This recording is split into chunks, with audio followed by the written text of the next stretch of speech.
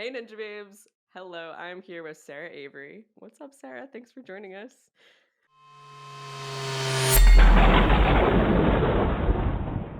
Sarah is a doctor of physical therapy, which you all know that I bring on lots of physical therapists and people related to sports medicine and all these things on the podcast because it's so incredibly important. But she's also a professional yoga therapist and is a registered yoga teacher, which is pretty amazing. Definitely got to teach me some good stretches. And she's she's the founder of Moon Cycle Seed Company, which I think we're gonna get into what she does with seed and hormone health and all these things like later on in another episode. So stay tuned for that. But I actually just got a bunch of products from you from Mooncycle Seed Company, and I'm really excited to try them out. I know a while ago we had an episode with Nardine Faragala, and she was talking to us all about hormone health, and we talked about how I count my days at the cycle and all that stuff. So I have like tons of questions for Sarah for like another episode. So we will get into that. But today we are focusing on injury prevention. So that's a hot topic within the ninja community just because we all get hurt a lot, like it or not, it kind of happens. And we have a high impact sport and something that we really need to watch out for injury prevention. So that's why Sarah's here today and we're gonna get more into our topic. But Sarah, I just want to say like welcome. Hello. Thank you. Thank you for having me. Yeah, I love the message that Ninja Babes is putting out there for empowering women of all ages to be their best and do their best in their athletic performance. And yeah, there are definitely some nice topics that we could talk about in terms of female injury prevention. Yes. All right. We're going to jump into it. So, one of the reasons why I wanted to have Sarah on today is not only does she know physical therapy, but she definitely has a passion and a knowledge, a skill for women's health specifically. And so when we look at Ninja Warrior, everyone is susceptible to injury to some degree, depending on your athletic background and your health and all these things. But Ninja itself is a high impact sport. So if you think about when we're on the salmon ladder going up rungs, really like can be pretty jarring on all of your joints. You think about catching a big lache coming downward from like a couple feet up to a lower lache or any of these big moves that were just like really jolting into it. And we talk about all the ways, if you're watching on video, you can see me kind of like demonstrate in the air. But we talk about all the ways that you try to like catch at a 90 and then fall into it. So you're not like completely catching at like straight arm. We talk about things like that in Ninja, but I know there's more that we could talk about as far as injury prevention, whether it's in the moment on the course or things that you're doing before you're ever touching obstacles. So yeah. So, Sarah, is there a difference between men and women or females and males when we're looking at just like our susceptibility to injury or things like that? Yeah, that's it. That's a great question. So it's quite amazing how female anatomy and physiology can be different and is different from male anatomy and physiology. So female, I think the biggest thing is we have a hormone cycle. So that's first and foremost. So estrogen plays a huge role in how our ligaments respond to movement and how they stabilize. So females generally have more joint and ligament laxity compared to men. So like I said, this the basic reason is because of our estrogen, but that is an advantage to women too. So the reason why this happens is because we need to bear children, right? So our joints need to be more supple. They need to be a little more relaxed. So the con to that though is that we are more susceptible to tendon and ligament injury, especially with high impact sports. So on the other hand, the pro to that is that we are more flexible. We are more supple, and that's the beauty of being a woman in athletics is we move with ease, we move with grace. So like I said, on the other hand, because we're able to obtain larger ranges of motion, uh, we generally can have less risk for injury. So I think it's important to discuss the differences between ligaments and tendons just for the sake of this episode. So your tendon connects your muscle to your bone, and the tendon is an anchor point uh, for our muscles to basically move our bodies, to move our joints. So mm, the tendon can become overused, and that's where tendonitis tendinosis develops. So tendonitis is inflammation of the tendon.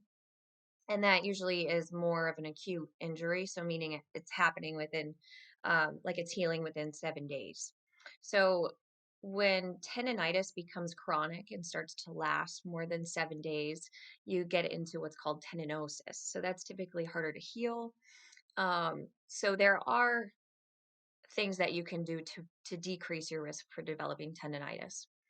The ligament connects our bones to bones, and those are responsible for stabilizing your joint.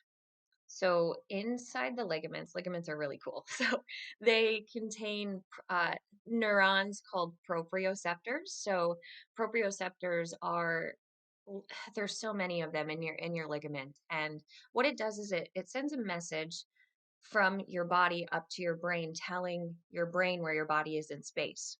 So the reason these are so cool is because if we didn't have them, we would like not be able to balance. Um, if you were drinking this cup of coffee, it's kind of stops you from hitting yourself in the face with a cup of coffee. Yeah.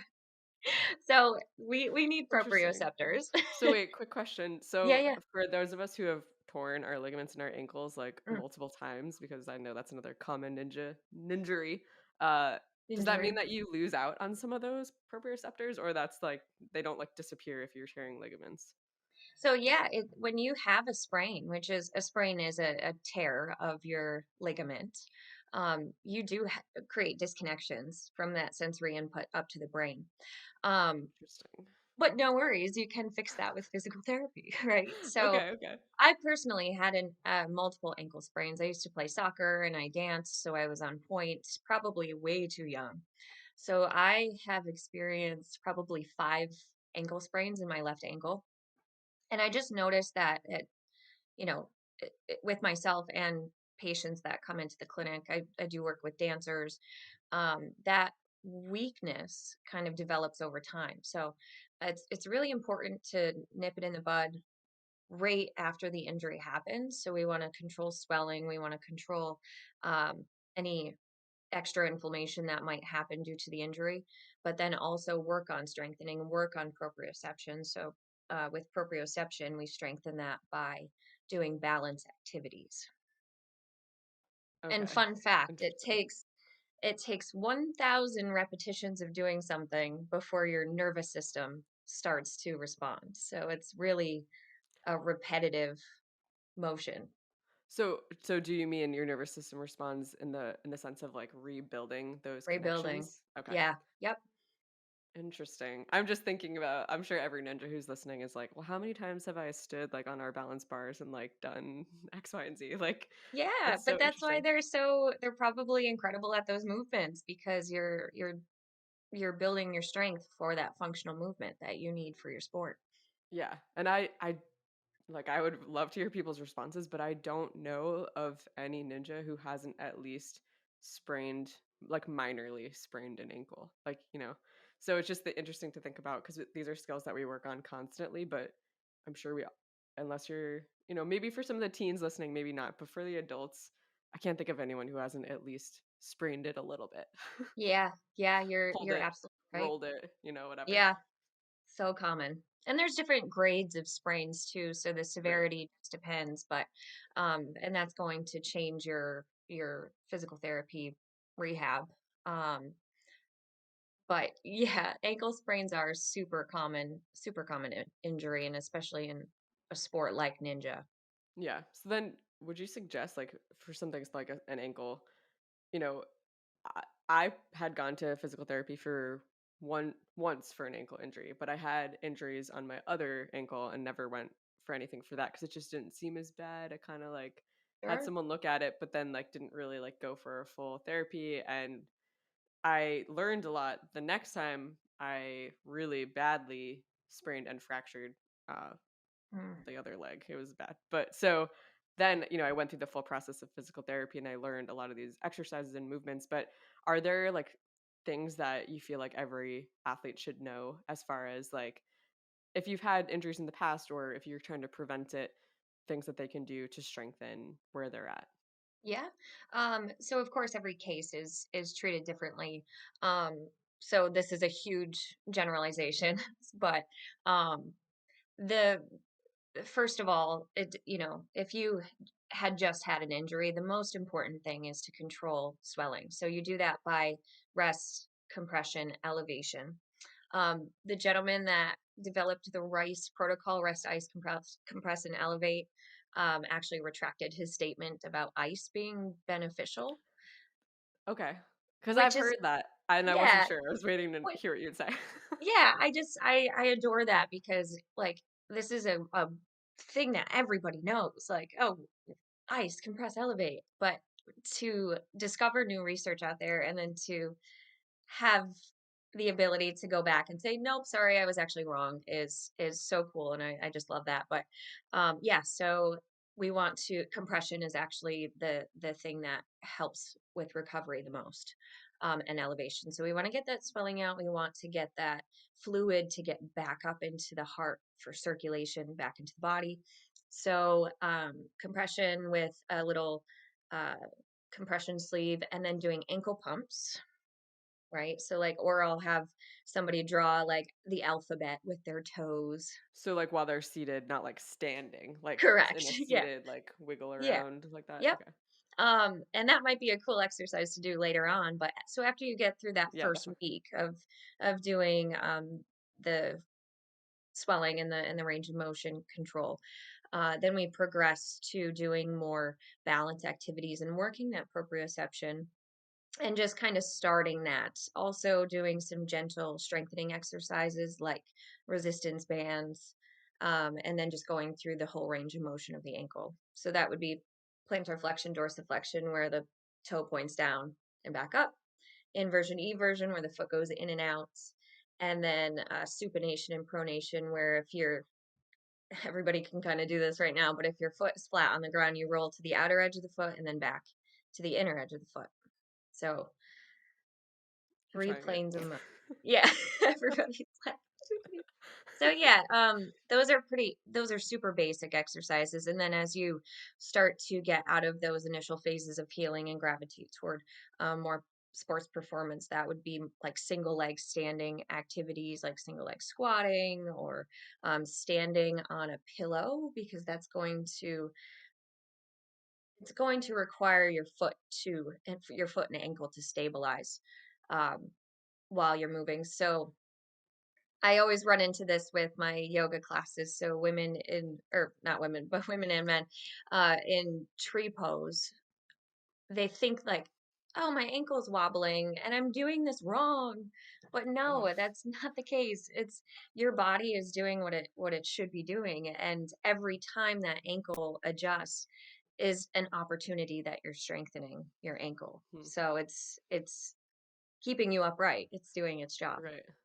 Yeah, that's interesting to think about because it's like that rapid motion. It kind of freaks you out, like, "I'm shaking," but at the same time, like, that's your body naturally responding and, like, pulling you back and forth and, like, getting you in place. That's pretty cool. Yeah, yeah. Hey, Ninja Babes, I wanted to give a huge thank you shout out to the new Ninja Babes patrons that joined this month. So we had 2 people join at the Ninja Babes Plus level where they not only get free gift, but they will also have access to all of the bonus content on the Ninja Babes podcast. We also had a patron join at the Hit That Buzzer level, which means not only do you get everything from the previous tiers, the free gifts, you also get a one-time thank you 20% off discount code for the Ninja Babes store. Like I said, all the bonus content in the episodes and a short video of me explaining why I chose that guest on the podcast that week and why this person is important contribution to the Ninja Babes world. So, shout out to Miriam McKissick, to Taylor Murray, and to Bob for being our newest Patreon supporters. Thank you so much. Ninja Babes would not be functioning without you. We need your support, and the podcast has been going strong for over 3 years. We want it to keep going strong and to be able to take on bigger and more impactful projects in the Ninja Warrior community. So, thank you for your support. If you want to become a Patreon member, you can go over to patreon.com/ninjababes and you can see the 5 tiers there of where you can join. Nice. Well, yeah, that's definitely an important one for ninjas. I think some of the other more serious common injuries are like, well, before I even get into the big ones, probably, straining something in a forearm. I have heard a lot of tendonitis in like the bicep. So Mhm. I would imagine that's because like your bicep connects up into your shoulder. I don't know, Yeah, whatever this is, the front. yeah. So bicep connects up into where we're putting so much more strain and like the delt back into our traps and our lats, like it all kind of connects. So I have heard a lots of strains and tendonitis, but then more serious than that, labrum tears, ACL tears, and dislocations of the shoulder, things like that. So yeah.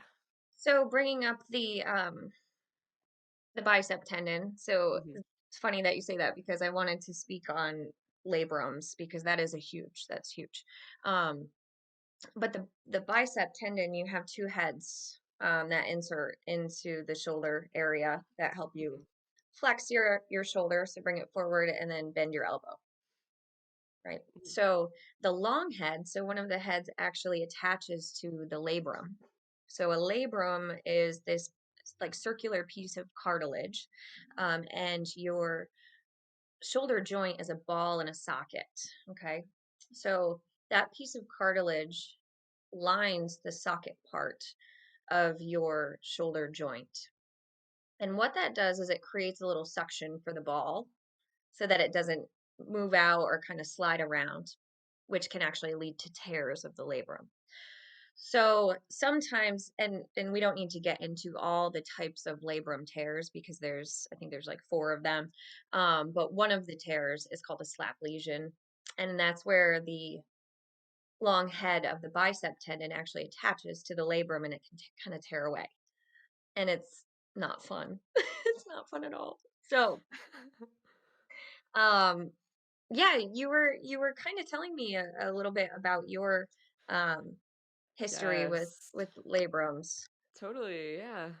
Yeah, well, those listening to the podcast, if you're newer, you might not have heard the story yet, and you're new, so I'll explain the whole thing. Yeah. But basically, uh, it was my second season competing on American Ninja Warrior. I had finished out my own competition stuff, and I was in Vegas being a course tester. So basically, what that means is you're selected to be a part of a group who tests on like I don't want to say practice on, as that's not right, but you're testing the obstacles for the producers and the production team to more so see how doable is this obstacle, like how does the obstacle move when they're on it, does it look good on camera.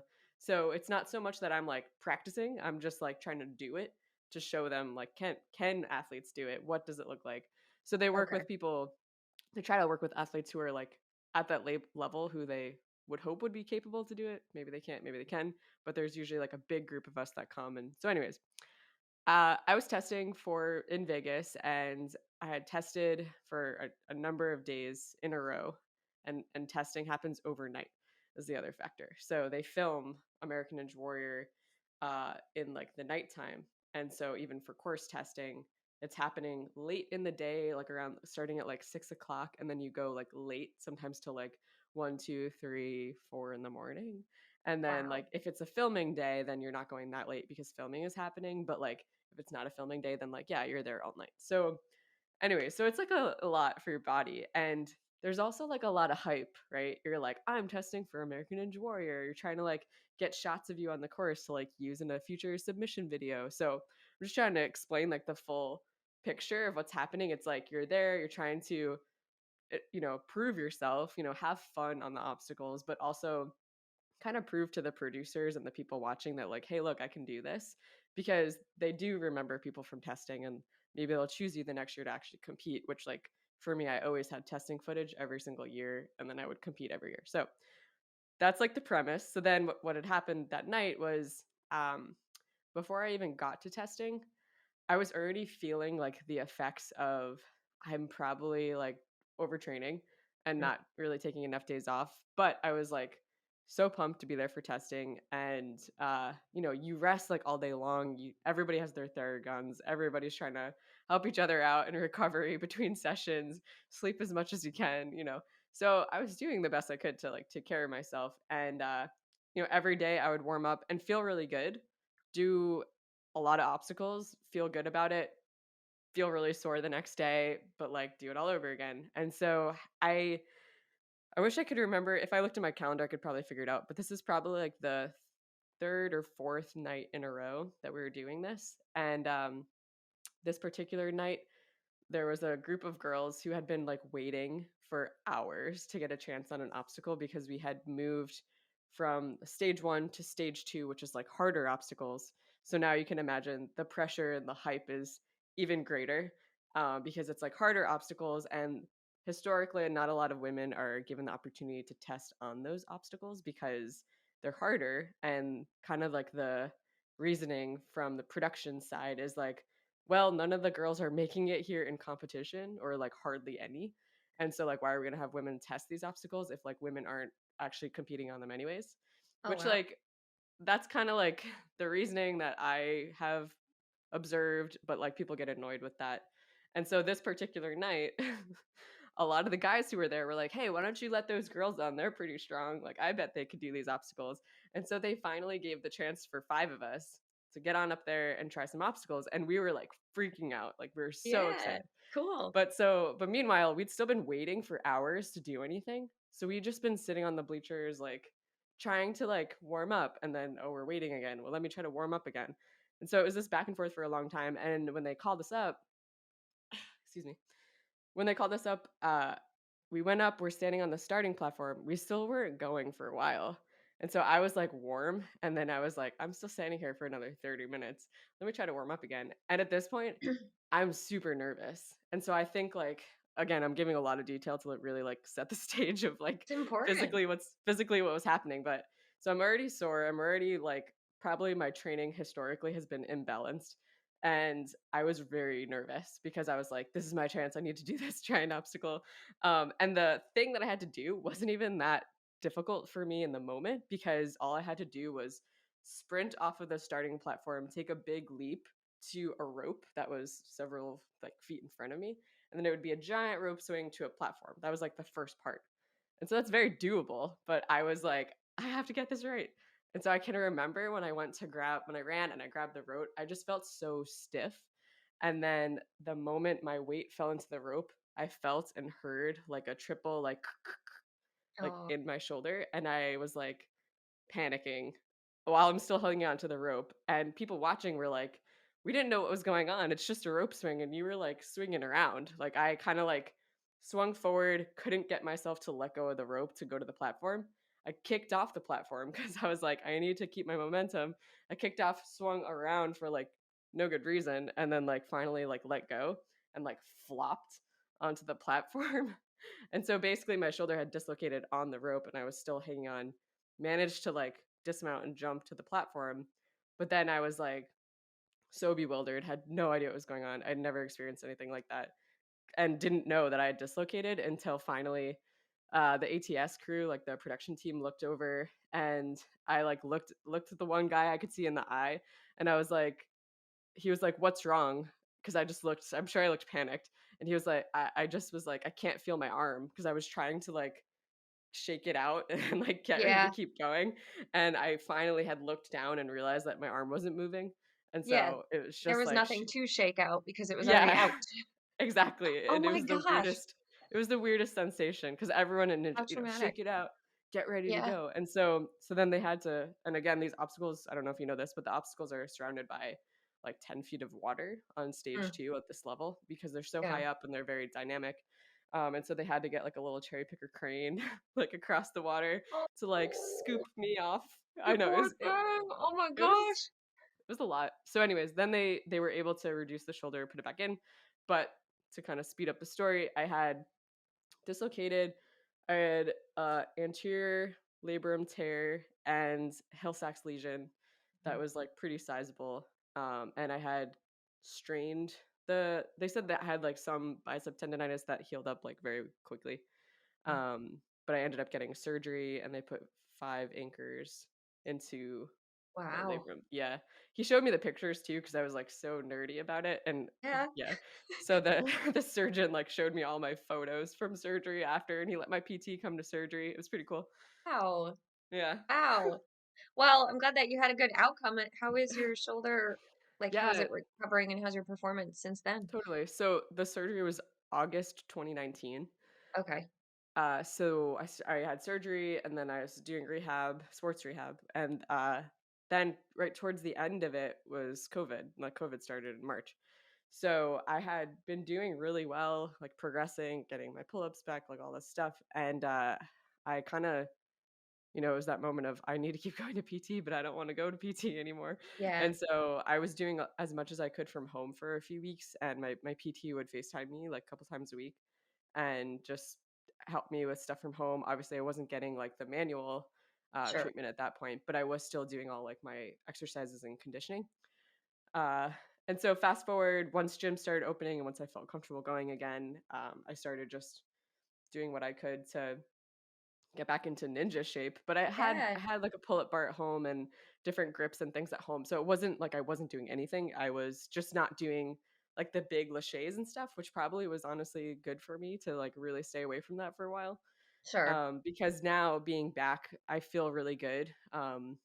Certain positions that had given me pain in the beginning, like 9 months post-op, now I'm like a year and a half post-op, Yeah, and I don't feel any pain in any positions like that, but I can see like, I see my PT every once in a while just to, like, check in, and there is some range of motion stuff that's still, like, tight in my lat, sure. so, like, um, reaching overhead seems fine, but if I'm, like, plastered against the wall and I try to do Yeah. one of these, I get, like, Mhm. stuck, On the so, way up. Yeah, yeah. yeah. Well, it sounds like you have an incredible PT. That is awesome. That's like Yeah, the shout out first. to shout out to the Edge Sports PT in Paramus, New Jersey, and Dr. Giancarlo Razzone. Woo! Okay. Nice. Wonderful, wonderful. I love that. So I think an important thing to touch on.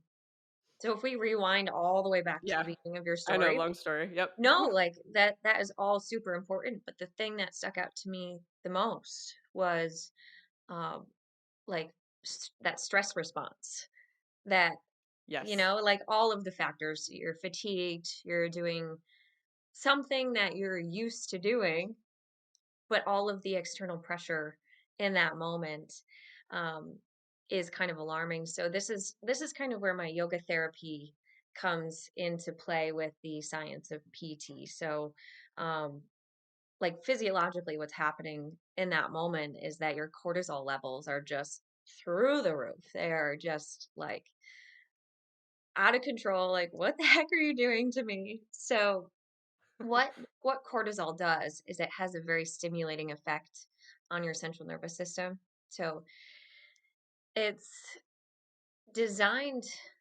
to be advantageous for us, right? So this fight or flight response or our sympathetic nervous system. But in moments where you need to be calm and approach those movements like, hey, I've already done this before. I know what I'm doing.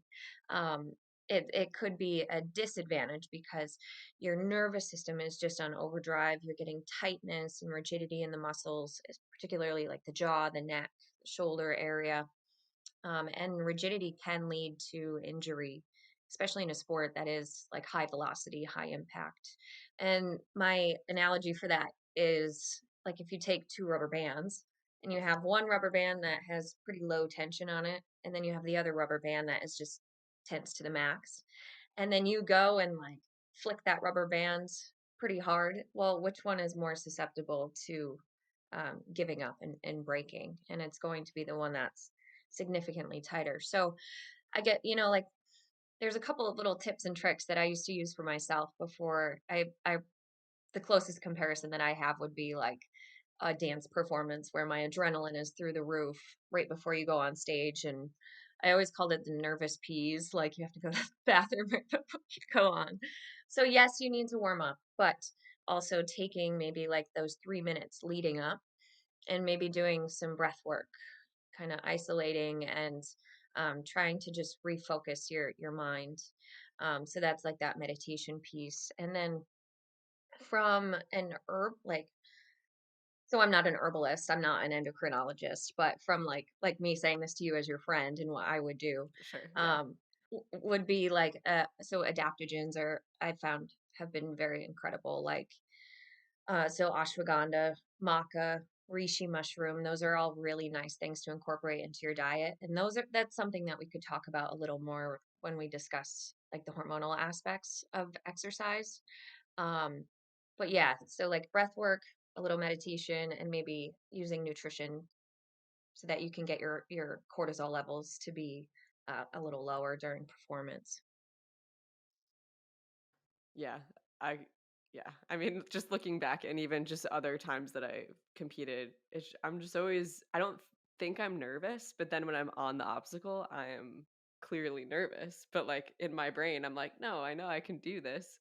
And so I think I know other people experience this as well, but I know for me it's been like, how do I be confident and know that I can do the obstacles, which I am, but how does that translate then into actually like performing my best and Yeah. not allowing my body to freak out? It's like maybe my mind has convinced myself that I'm fine, but my body's like, no, we're really not fine. So Yeah. it's like, Yeah. And the breath work is really cool too because your vagus nerve is a nerve that it's your nerve that goes right to the heart. So if you're breathing in through your nose pretty deeply, you're actually stimulating that vagus nerve, and that tells your brain and your body to relax. And you can just check in and like make sure your teeth are separated so that your jaw is relaxed. Make sure your shoulders are down away from the ears. And you can do this even throughout the day. Like you might notice, oh, my shoulders are creeping all the way up. No, okay, that doesn't need to be there. Let's right. relax. No, I So think that's so good. And yeah, definitely. I would encourage, I'm going to try this, but also for anyone just at the gym, like, we practice courses, we try to simulate what it's like to be in like these high level competitions. And that's something I have never thought about is like, how can I check myself besides just like trying to think I'm calm? Like, what are sure. physical things I can do to like check my body and like show myself if I'm calm or not? Yeah, and that's a simple thing to incorporate. Yes, I love it. Um, I'm just looking at our outline over here. Uh, So yeah, we kind of jumped around there. But yeah, no, it's all I good. think in terms of like getting back to the injury prevention, I think you had mentioned that like ACL tears are a pretty common thing. Yes. Mhm. Um, so do you see Well, this happen? Go ahead. yes. I was gonna say, just thinking about ninja injuries in general, I think that we put so much emphasis into doing the fun part of the sport of swinging and climbing. Mm, Uh, And like, yes, like I personally do really love agility and balance obstacles too, but some people don't. And so it's like I think sometimes we learn these things enough to like feel proficient enough that we can get by in a competition or whatever, but we still want to like in training focus on the fun things or focus on like the really big moves that are like great for Instagram or like, sure. just more challenging. And I'm just being honest, but I think sometimes that can lead to people ignoring like, well, we need to train the opposing muscle groups. Like, if we're doing so much climbing, shouldn't we also be doing like the pushing and things like that, which you can explain better than I can? But I think I wonder if that contributes to even something like ACL tears. I know that has a lot to do with like the impact of landing, right? Mhm. You could probably explain it better than me, but I think like, are there other areas in our lower body training that we're just kind of ignoring because it's just not something we do in obstacles as much Mhm. until like we fall or until it happens and then it's too late because or we weren't built up enough to like protect our body from that. Sure. Yeah. Yeah. That's a really good point, and there's lots of ways that you could go with that. I was laughing because the about the Instagram thing and doing the movements because it's the same thing in the yoga community where it's like I Okay. gotta get this handstand so that I can put it on Instagram. But like there's it's like anything else. Like Mhm. Rome wasn't built in a day. You have to build up to get to those things. And there's like prerequisite exercises for these big movements. Um, so I think so with regard to ACL tears, this is one of those like things where female and male anatomy and physiology actually plays a huge role. So females females actually have stronger quadriceps than males. So that's like we're at an advantage there for other movements. But um our hamstrings are actually a little weaker than males. So this means that, so just talking about the mechanics of how an ACL tear happens, um, big words that you don't really need to know, but like I have no other way to really describe them, so I'll do my best. But when you are like, when you are stopping yourself, so you're planting your foot, what's happening is your lower leg bone, which is your tibia, so like the bone below the knee, and then your femur is the bone from the hip to the knee. Okay, so when you stop, your tibia, the lower leg bone, translates forward. Okay, so it kind of goes forward. And what stops that from going forward is the hamstring, so the muscle behind the thigh. So, Okay. right. So if there's a weakness in the hamstring, that tibia is just going to keep going forward, and that's what tears the ACL. So we could look at this in two ways. So we could look at a recovery perspective, or we could look at a prevention perspective, which is ideal, so that the injury just doesn't happen to begin with. So the we would want to incorporate some like hamstring strengthening, which is not the thing that looks good on Instagram. So you're absolutely right. Like there's nothing pretty about hamstring strengthening. Like maybe deadlifts look cool, but Right. um the other disadvantage, and I'm like, I feel so bad like talking female anatomy, but just relative to this Oh, no, particular it's fine. injury. So females have wider pelvises for the childbearing years. So what's happening is because that pelvis is wider, your femur bone from the hip to the knee actually goes in at an angle a little more relative to men. So I'm what like that does, looking at my hips over here. Okay. I know everybody's gonna be like, I'm so like this is looking all, down on this is camera if you're watching YouTube. That's why I'm looking down. Sorry. this is all relative to men too. It's like it's not like, oh, I have wide hips, right? It's just like on average, women typically have wider hips. So what this is doing is putting pressure on the inner part of the knee. And when you bend the knee as if you're like coming down from a jump, and then you have that internal pressure, that can cause a rotation in the knee, which also can create an ACL injury. This would be so much better with models, so I could explain this to you. But so basically, the two, just to kind of recap, Yeah. hamstrings we want to strengthen, and then we want to strengthen the outer hips to prevent that knee from going inward and creating inward knee pressure. So that's what a physical therapy prevention program would look like for ACL tear Mhm. prevention. Okay. And then, of course, the ligament laxity, like we said before. So, scientists don't really understand the mechanisms of how our hormones play in ligament laxity, but what they are finding is that um, there is an increased incidence of ACL injuries during like before ovulation. So you can Oh, interesting. conclude that estrogen, like your Hmm. estrogen dominant phase, might play a role in laxity of your ligaments, which is really cool. Um, Hmm.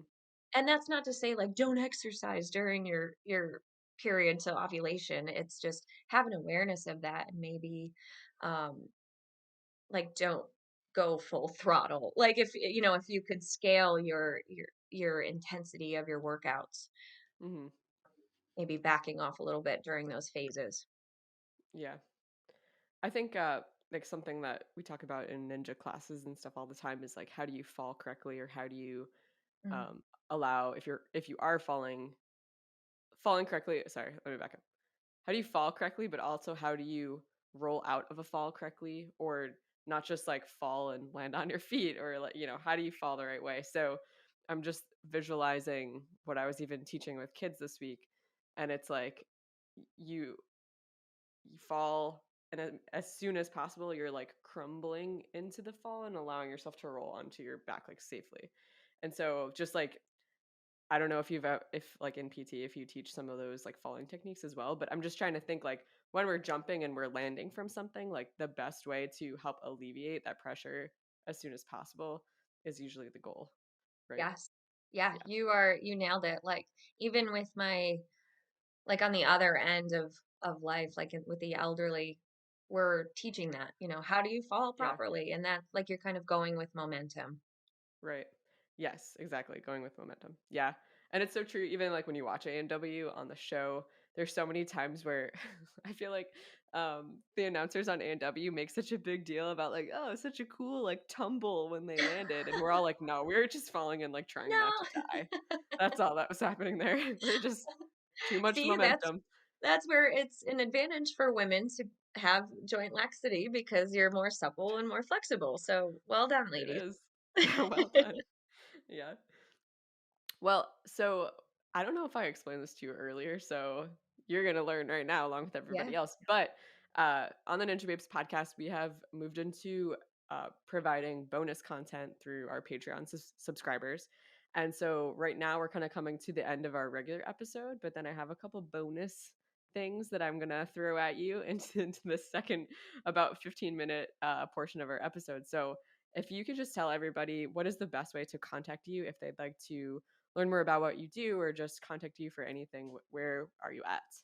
sure. For my physical therapy aspect, my website is inmotionintegrativept.com. And then same thing, same title, In Motion Integrative PT. I have some YouTube videos up right now of like yoga therapy, but I'm also starting to add some more content on Instagram for like simple, quick exercises that you can do um, generally. Nice. Awesome. Yeah, and I'll write that in the description so everyone can find it easily as well.